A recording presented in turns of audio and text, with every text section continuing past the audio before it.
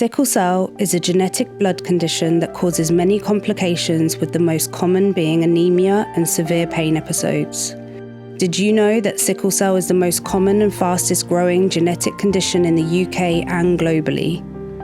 In the UK, it is estimated there are over 17,500 people living with sickle cell, over 250,000 people that carry the sickle cell gene, with 1 in every 79 babies born being a sickle cell carrier. We need over 140,000 people to donate blood for the first time this year, and specifically, we need 12,000 new Black heritage donors to meet the growing demand for ethnically matched blood for sickle cell patients who need regular transfusions to stay alive. Could you be one of the 100 donors needed per year to help a patient with sickle cell that relies on blood transfusions to survive? Inhale. Exhale. Is it happening again? I don't always know when the next one is coming. Inhale. Exhale. Did I drink enough water today? Inhale. Exhale. I think I've been eating well. Inhale. Exhale. I wrapped up well when I went out with Mum, right? Inhale. Exhale. Inhale. Exhale. Inhale. Exhale. Inhale. Exhale. Have you ever wondered what it feels like to have sickle cell? I can tell you.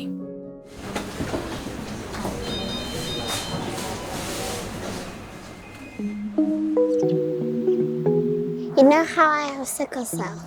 What does it do to my body? It can cause your body severe pain because when your red blood cells that are crescent moon shape stick together, it stops the blood flowing to that area of your back. So therefore, there's no oxygen. And your body's like, where's my oxygen?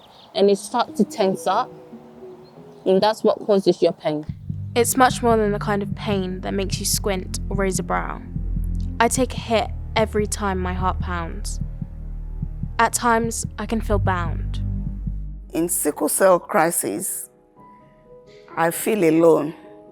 I feel nobody can understand what I'm going through. And in a way, I feel angry, people telling me, sorry. It doesn't relieve the pain.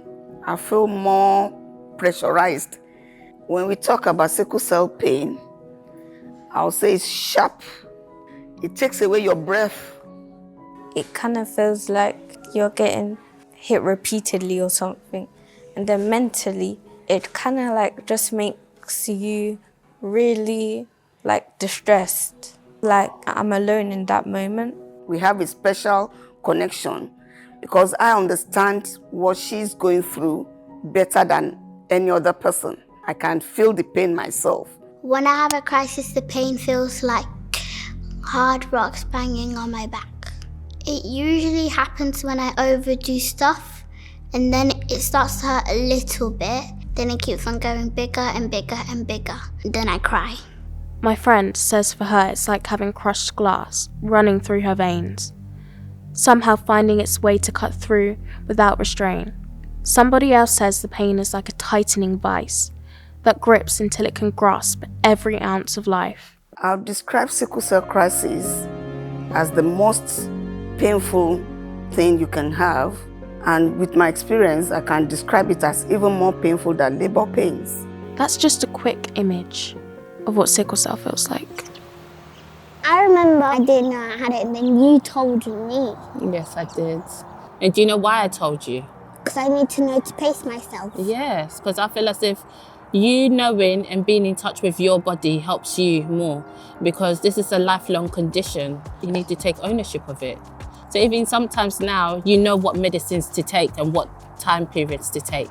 I take penicillin, vitamin D. Yes. And what's the last one? Folic acid. Oh yeah, folic acid. Yeah. Then in the night I have hydroxycarbamide. Yes. And I have 2 penicillins. Yes. One in the morning and one in the night. Yes. That's why I keep asking you, how are you feeling? How's your body? Where does it hurt? Because I want you to take ownership of your body. I said that's why anytime I told you, you're really overprotective at that. It's better to be overprotective. I know. Because it's keeping you safe. I like to be safe. Yeah. And keeping you well and healthy. You know, just because you have sickle cell doesn't mean you can't do certain things. We just have to manage it well.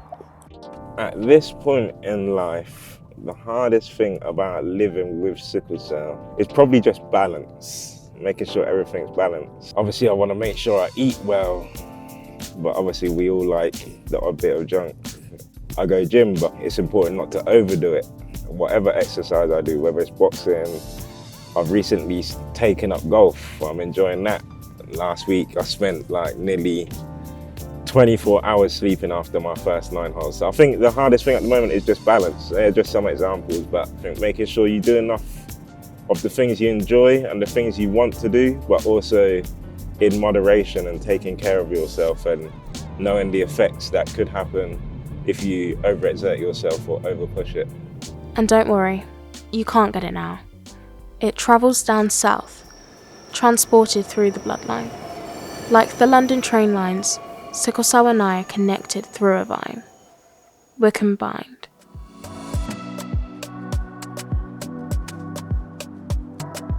So right now we're at the therapeutic apheresis unit, located at the John Radcliffe Hospital, where I come to have my 8 weekly blood transfusions for my sickle cell. Good morning, Matt. Good morning. How are you? I'm good, thank you. You? Good, I'm good. How is everything? Yeah, it's not been too bad actually, not too much pain or anything. Pain or anything? No. How was it last exchange? Yeah, I was fine. Was okay? That's good, yeah. Are you ready for today? Yeah. Okay, so first thing first, put the cannula in, take up some sample, we'll go to the lab and check your HbS counts.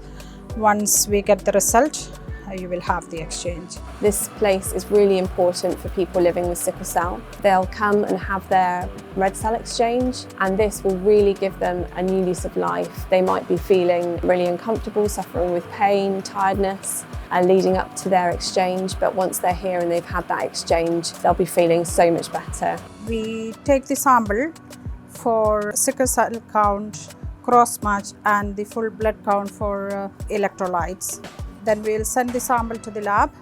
We will wait for the result. Then we will know how much blood we have to exchange for the patient. For Matthew, he needs an exchange every 8 weeks. Otherwise, his sickle cell count can go very high and the patient end up with a crisis and end up in the hospital. So it's very, very important if someone can donate the blood to save their life.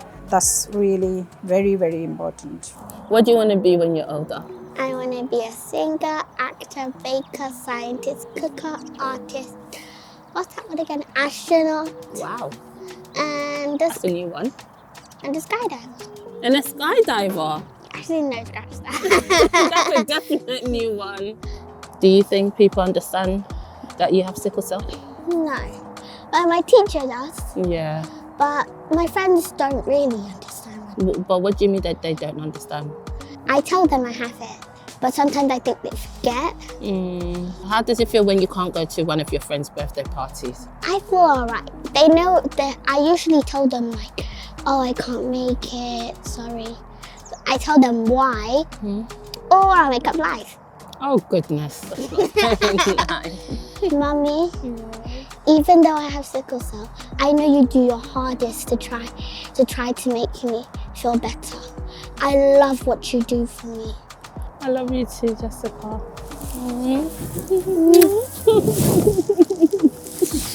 Oh, Jess, that you're the best little daughter. You've really, I don't know, you've matured, and I love your understanding and your willingness to take ownership of your health. Yet I'm not defined by the curved lines. I have sickle cell, but it doesn't have me. Don't get me wrong, it can be hard, and mentally, I can feel trapped. At hospital visits, it's like my mind and body scrap. I can get tired of the four walls and the dinner on my lap. But then I remember the nurses, the doctors, the teachers, the people who somehow make a blank canvas crank. I listen to my favourite song. I find my canvas to draw and doodle along. And I remember, I can get along. That although sickle cell can feel like its name, with people who simply care, its power is not the same. Oh, we've joined wonderful charities, just like Cianna Smiles, to help us to take the pain away from sickle cell. Having a community that understands this life condition helps me to take on other people's lived experiences and to share my own. And for Jessica to also be around other children and families just like her. It's helped us as a family to open our eyes to things, and it's helped us not to feel caged by sickle cell. You know, it's helped us to give us the confidence to manage it in the best way that it is for us while still having a great life experience. Watching her in pain is indescribable. It's the unpredictability of it, it's the intensity of it. All of a sudden, your life turns upside down. It is so difficult for me to stay strong in those moments. At times I have to literally take myself aside to just cry and then put a smile back on to just be able to encourage her through it. Sometimes it feels like life slows down, like every second on the clock just counts. Being in a crisis, monitoring her at home, doing all that you can at home before this, like saying we can't do any more at home, we have to take her to the hospital. Then taking her to the hospital for the doctors to do all that they can, and then you have to wait for their treatment, medication, for her to respond to it. It's like life slows down. Wow, my vision for Jessica is just to be, is to grow up, for her to be a mother, for her to be a wife, for her to have her own career, for me to be able to help her with her children. It's just to be all that she can be and all that she wants to be, to live a full and rich life. It travels through the bloodlines, but we are not confined. Like I said, I'm not defined by the curve of my lines. I think my mum feels like overprotective and scared, anxious about what's going to happen to me. My mum is the best mum in the world because when there's no other mum like her, she takes care of me. She ties my shoelaces even though I kind of know how to. She makes me breakfast even though I kind of know how to. And she makes me laugh, she tickles me. I just love you so much.